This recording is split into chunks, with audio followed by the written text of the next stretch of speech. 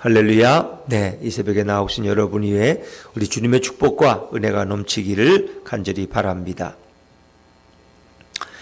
우리가 식품을 보면은 식품에는 유효 기간이 있습니다. 통조림을 사든 햄이나 소세지를 사든 영원히 집에 놓고 먹는 게 아니라 그 유효 기간이 6개월이든 1년이든 2년이든 정해져 있습니다. 우리가 약국에서 약을 사더라도 활명수 하나를 사더라도 유효 기간이 있어요. 뭐 영원히 먹는 게 아니에요. 빨리 먹지 않으면 언젠가는 버려야 할 때가 있어요. 우리 유효기간이 있죠. 그래서 우리 젊은이들 사이에는 사랑의 유효기간이다. 젊은 남녀가 만나면 그 사랑이 얼마 동안 가다가 그것이 지나면 조금씩 식기 시작한다는 거예요. 근데 어찌 보면 하나님을 섬기는데도 어떤 사람들은 유효기간이 있어요. 그렇게 열심을 내다가도 몇 년 지나면 조금씩 식어가기 시작한다는 거예요. 대표적인 사람이 르호보암이에요. 그의 유효기간은 3년을 넘지 못해요. 3년 동안은 열심히 섬기는데 3년만 지나면 뭔가 좀 이렇게 냉담해지고 조금씩 하나님을 향한 눈이 세상을 바라보게 된다 하는 것입니다. 그런데 이 르호보암과 같은 사람들의 특징은 다급할 때는 열심을 내요. 솔로몬이 죽고 르호보암이 이스라엘 왕이 되어서 나라를 다스리려 할 때에 이제 이런 북쪽에 있던 지파들이 와서 이런 세금을 면해달라, 멍해를 줄여달라, 그럴 때 이제 강압적으로 그들을 짓누르려 했기 때문에 나라가 갈라졌잖아요. 정신을 차린 거예요. 그 전쟁을 치르려고 하는데 하나님이 그것도 막으셨어요. 다급하니까 그가 하나님을 의지합니다. 그 스메아를 통해서 전쟁하지 말아라, 너희 형제를 치지 말고 올라가지 말라, 돌아가라. 그들은 순종하잖아요. 그랬더니 하나님이 다시 복을 주시고 나라를 부강케 하는 거예요. 북쪽에는 10개 지파가 있고 이 남한과 유다에는 유다와 베냐민 지파가 있는데 이 북쪽 사람들이 하나님을 찾아서 여호와의 성전을 찾아서 제사장을 따라서 내려오기 시작하니까 그 남한과 유다가 부강한 나라가 되는 거예요. 하나님이 복을 주신 것이고 또 성읍들을 견고하게 재정비했어요.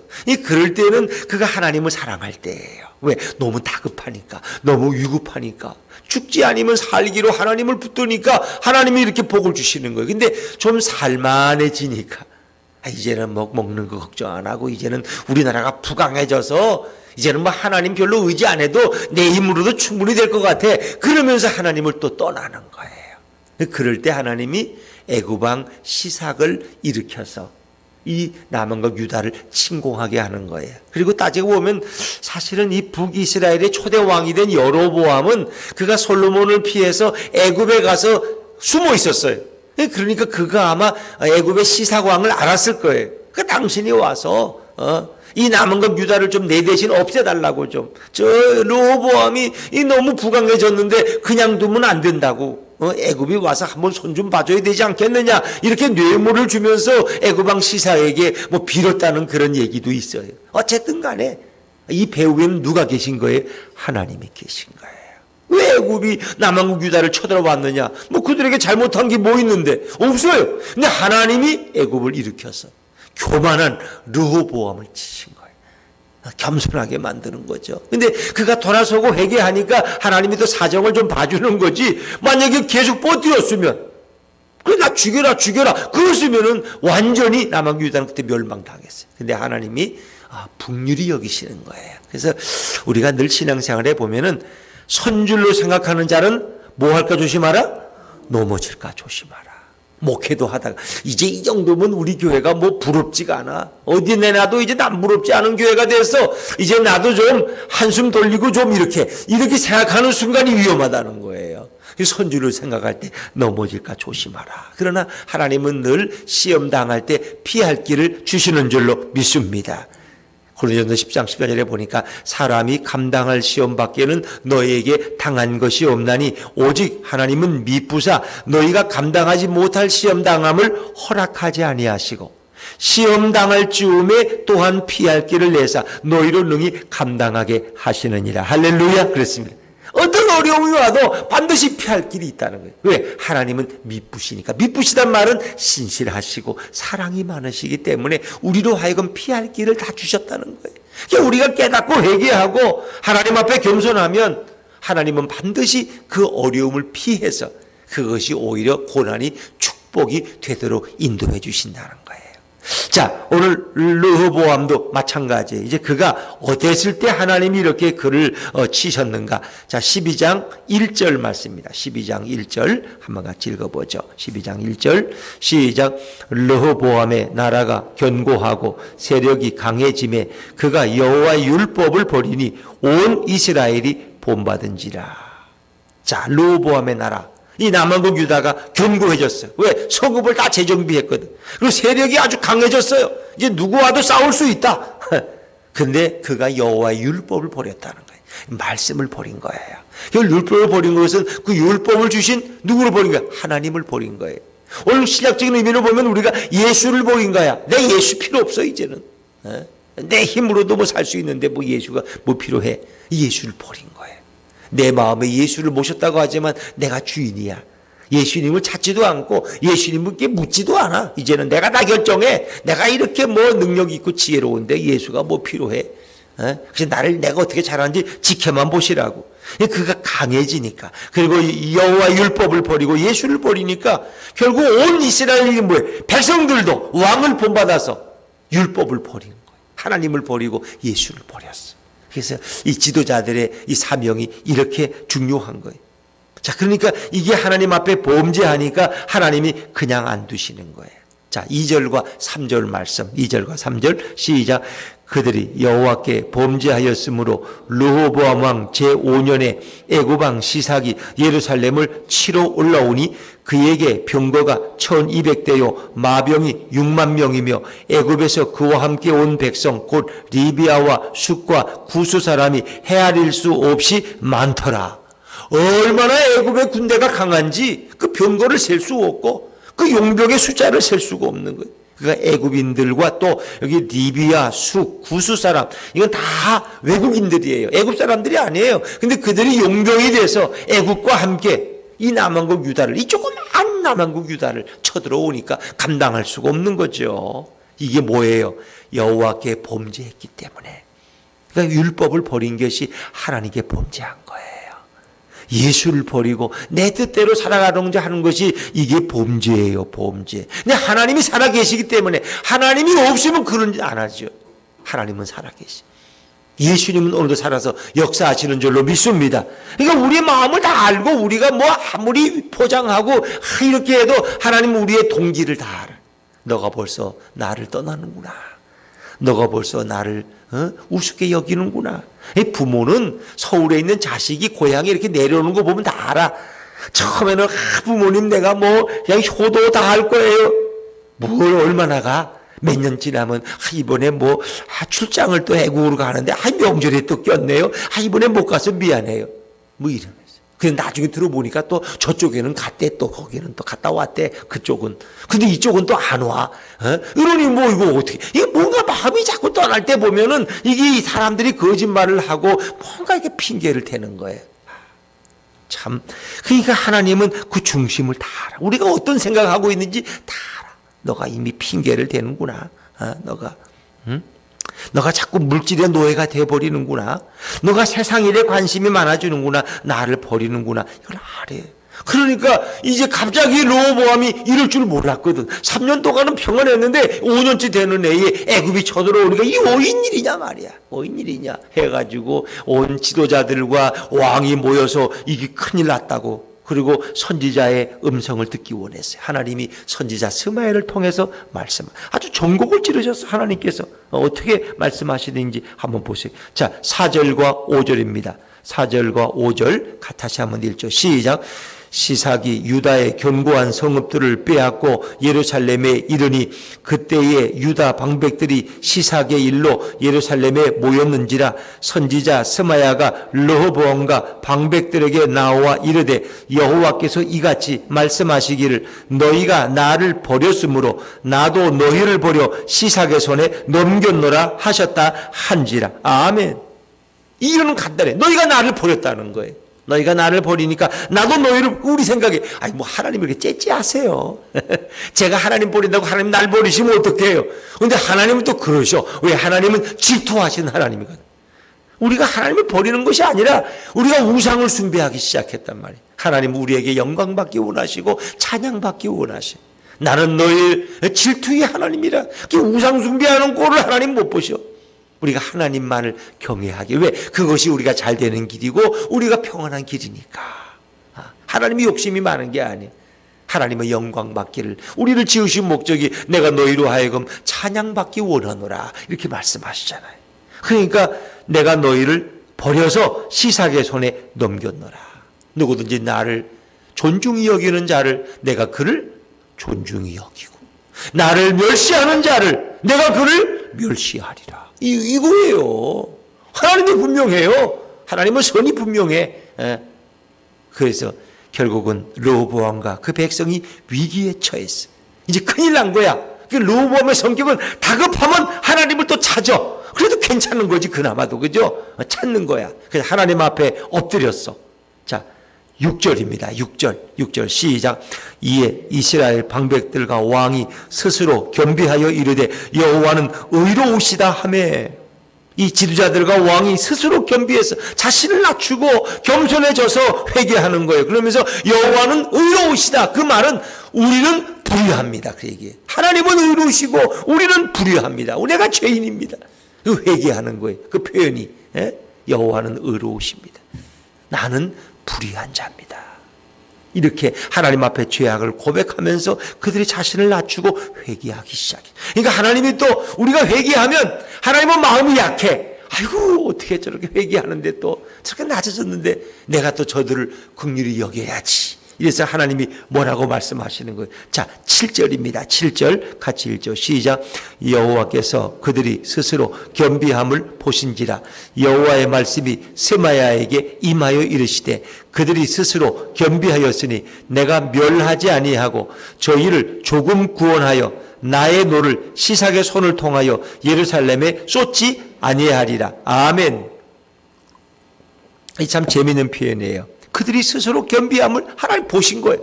하나님은 이미 다 보고 계신 거예요. 그리고 스마야 선지자에게 하나님 말씀, 그들이 스스로 겸비했으니 내가 그들을 멸하지 아니하겠다.